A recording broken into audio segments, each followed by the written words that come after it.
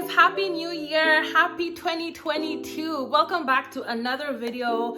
I know it has been so long, but I know we've all been busy with life, work, staying safe, family, responsibilities, all that, and so have I. But I think I'm in a better position now to promise that I will be more available in terms of releasing videos, so you can count on me to be a little bit more consistent with these videos.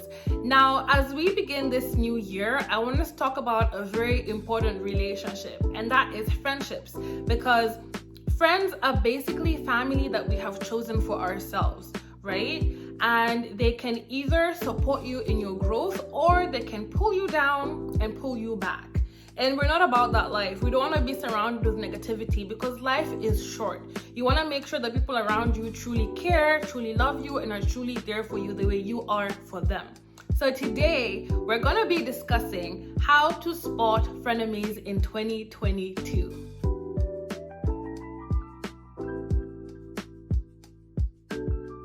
Now, I don't think that all frenemies are evil and are staying up late at night plotting on how to ruin your life. But some are like that, to be honest. Some are like that. But I also believe that there are some who have their own issues, their own problems, and then that manifests in the way that they interact and relate with you based off of their own issues, correct? So I believe that that was my situation.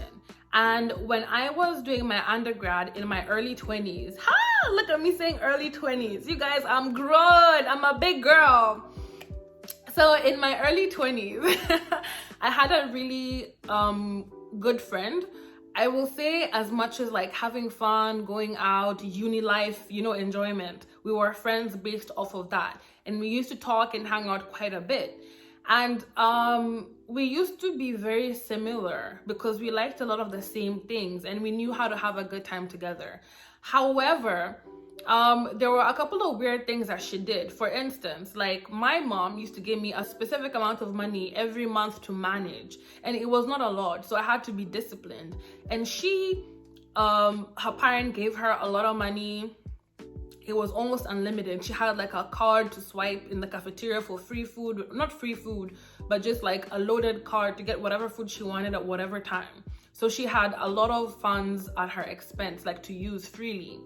And that wasn't the case for me. So I was very like methodical and I was very like practical and just disciplined with how I was managing my funds. Now, whenever we went somewhere, she'd always be like, oh, buy me this, buy me this, buy me food, buy me this. And I would buy her the food because I really didn't mind. I would cook for her. I would do things for her because I'm like, that's my friend, right? But then the one time I remember asking her for something, I think I left my wallet at home or something. I was like, oh, would you please buy me this and that? She was like, oh, no, I can't. And I was like, And then the next time she asked me to buy her stuff and I was like, why are you asking me to buy you stuff? But then when I asked you that one time, you were like, no. And she said to my face that, you know what? I mean, I like using other people's money, but I don't like to use my money. Hey!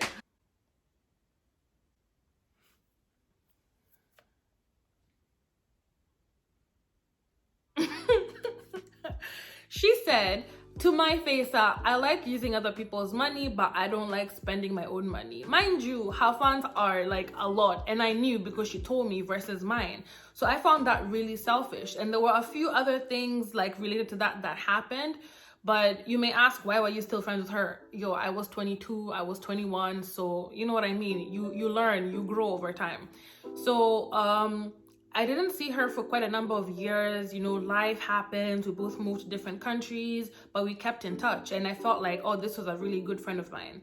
And then recently, or 2 years ago, when I traveled back home and she came to meet me and I was really excited, but then things were really off because I feel like I have matured as a person and I have standards now. I know what I will accept, what I will not accept. And she seemed to be the same, and she would make all these weird remarks. Like I brought her clothes from Canada and I gave them to her as a gift. And her comment was, oh, thanks. But I think you gave me these clothes because they don't fit you anymore because you've gained weight. You're getting chubby.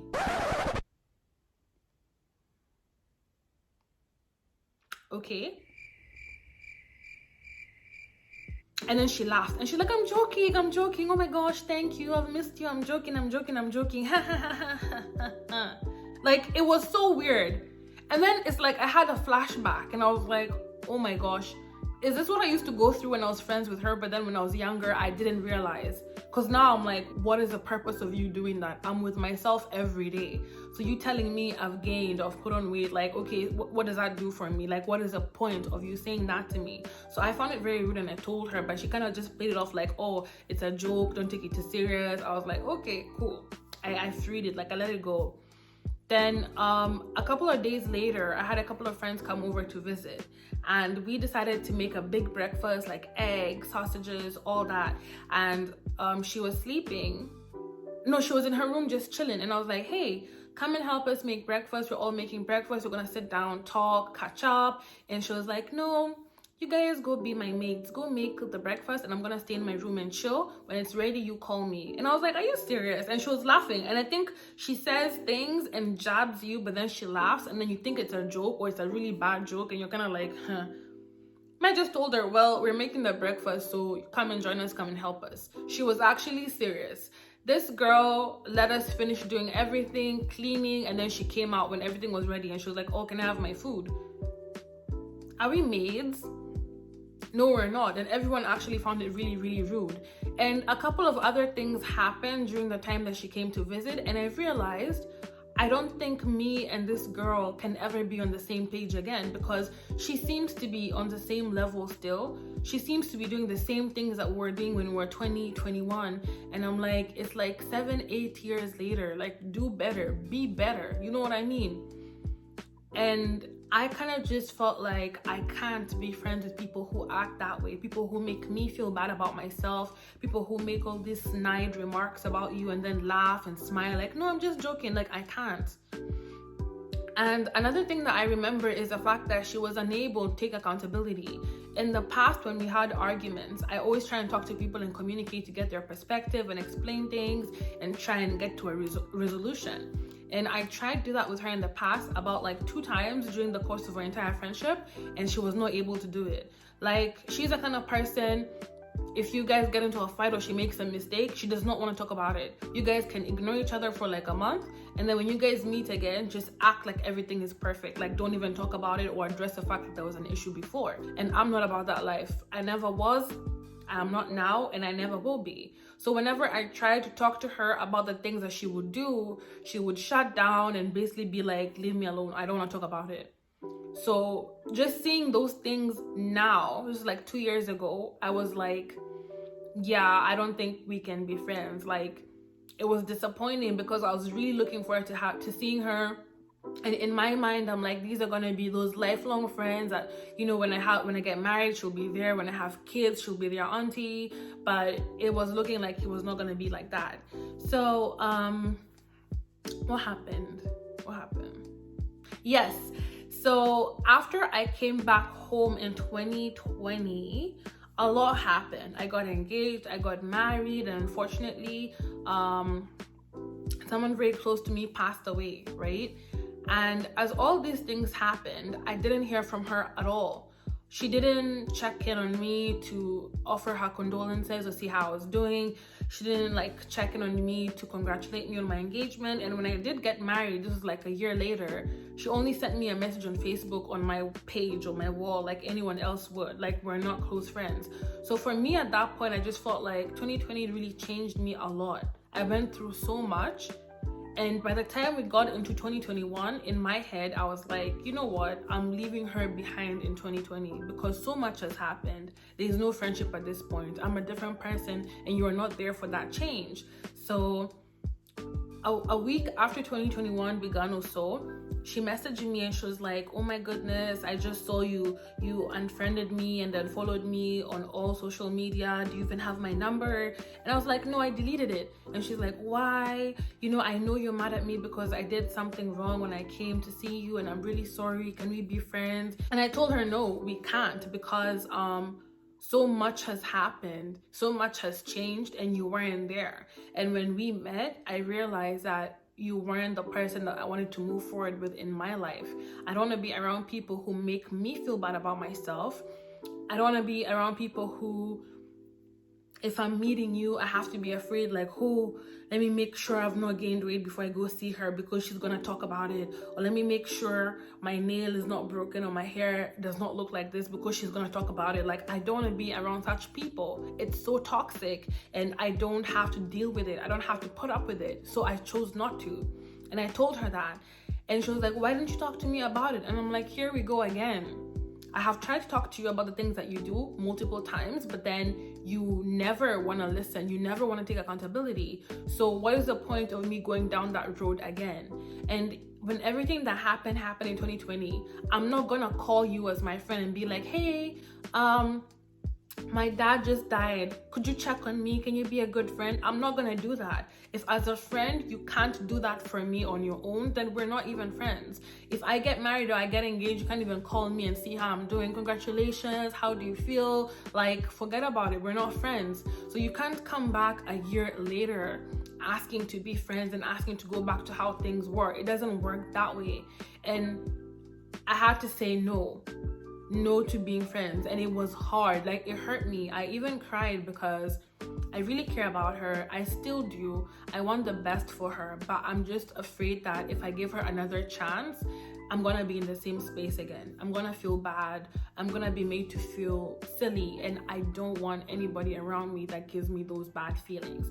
So I chose to close the friendship. And for me, I believe that is an example of someone who became a frenemy. My second frenemy experience was with a girl that was older than me, and she looked at me as her younger sister. Now, our relationship was based off of us advising each other on romantic relationships. Me, I was young, I was naive, and you guys, I have always been a lover girl. I am a certified lover girl since birth. My dad named me Amanda, and Amanda means worthy of love or lovable. And the people who are close to me can attest to this. I exude love and positivity always.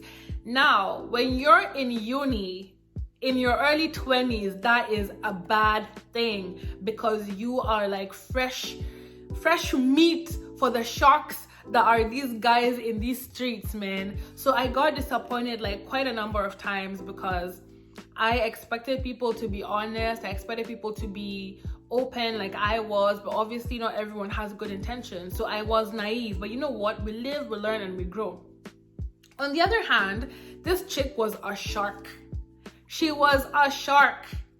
She would use guys, she would go toe to toe. She loved playing mind games with men. Chess, checkers, Scrabble, Monopoly, you name it. She would play all the mind games with these guys. And she would make sure that after whatever experiences she had with a guy, she would make sure she takes his money, his car, something. But at the same time, I just liked her. She was a really nice person. Like, I really, really enjoyed this girl. I'll be honest with you guys. She took it upon herself to basically have me under her wing because she felt like I was so naive and she felt like she knew everything. She knew how to play guys. So she wanted to teach me. And she was always telling me, you need to be mean. You need to have revenge. You need to do this. You need to do this. And I just wasn't with it because it's just not the kind of person that I have ever been or will ever be. So it was hard for me. So our relationship was kind of based off of that.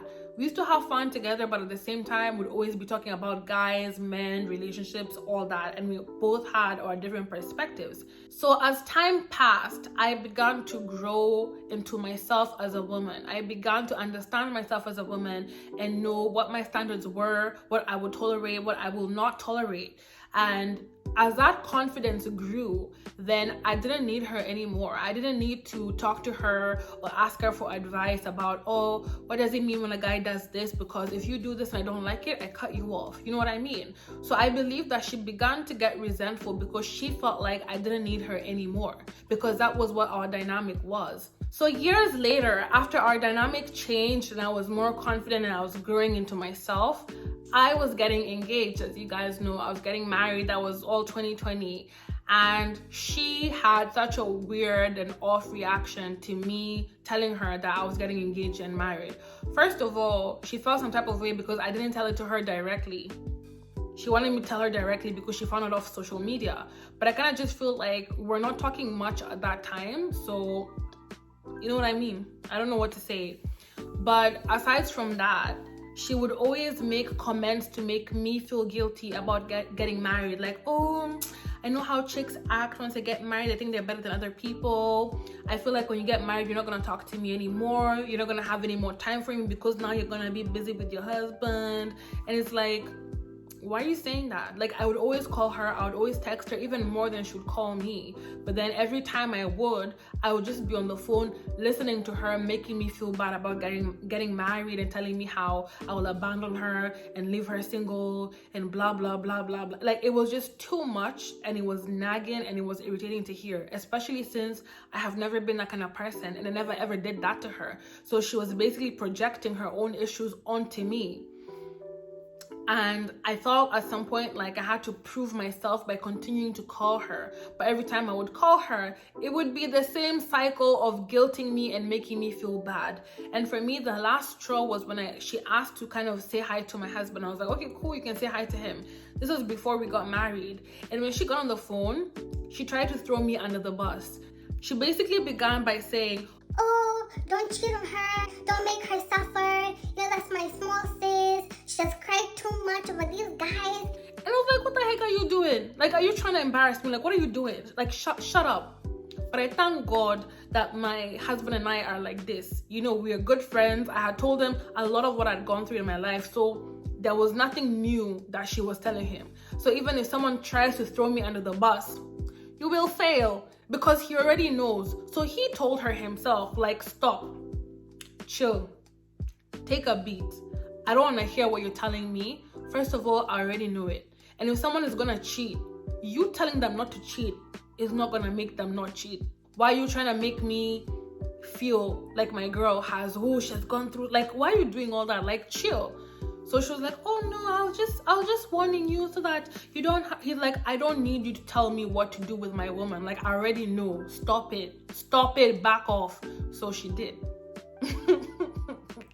And I was like, ew, that's my husband. But point is, it gave off jealous energy. It gave off trying to throw you under the bus energy. And that's not what a real friend does. So I also acknowledged that, and I decided to just cut her off completely as well, because I'm not going to keep going through this with you.